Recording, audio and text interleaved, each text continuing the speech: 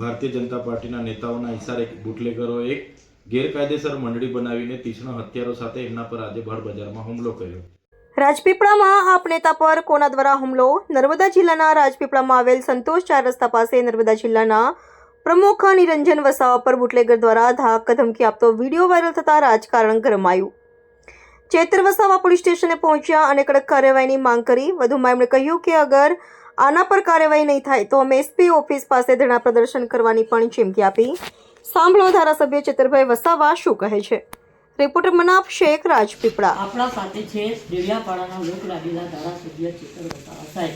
આજે એમને પૂછીશું કે શું મુદ્દાની વાત થઈ ને શું મુદ્દા પર ચર્ચા થઈ તેના બારામાં આપણાને આજે ચેતરભાઈ વસાવા આપણાને બતાવશે। તો સાહેબ આજે શું મુદ્દા પર વાત? અગાઉ 2-3 દિવસ પહેલા અમારા આમ આદમી પાર્ટીના પ્રમુખ નિરંજનભાઈ વસાવાએ નર્મદા જિલ્લામાં વેચાતા દારૂ અને ડ્રગ્સની બાબતે બુટલેગરો ખુલ્લેઆમ દારૂ અને ડ્રગ્સ વેચે છે એવું નિવેદન આપ્યું હતું અને એ નિવેદનથી કેટલાક ભારતીય જનતા પાર્ટીના નેતાઓના ઇશારે બુટલેગરોએ એક ગેરકાયદેસર મંડળી બનાવીને તીક્ષ્ણ હથિયારો સાથે એમના પર આજે ભર બજારમાં હુમલો કર્યો।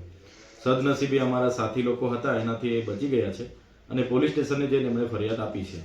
અમારી માંગણી એટલી જ છે, જે પણ બેફામ બનેલા બુટલેગરો હોય કે ડ્રગ સ્પ્લેન્ડરો હોય, જે પણ લોકો ડ્રગ સાથે જોડાય એમના પર તરતમાં તરત કાર્યવાહી થાય, એમની વાહનો જપ્ત કરવામાં આવે, હથિયારો જપ્ત કરવામાં આવે એવી અમારી માંગણી છે। અને સાથે સાથે કહેવા માંગીએ છીએ કે જો 24 કલાકમાં કાર્યવાહી નહીં થશે તો અમે અહીંયા એસપી કચેરીએ ખૂબ મોટું આંદોલન કરીશું। અને આપણા માધ્યમથી એ નેતાઓને પણ કહેવા માંગીએ છીએ, બુટલેગરોને પણ કહેવા માંગીએ છીએ કે ભાઈ આ કોઈ કોંગ્રેસના કાર્યકરો નથી, આ આમ આદમી પાર્ટીના અને ચૈતર વસાવાના કાર્યકરો છે।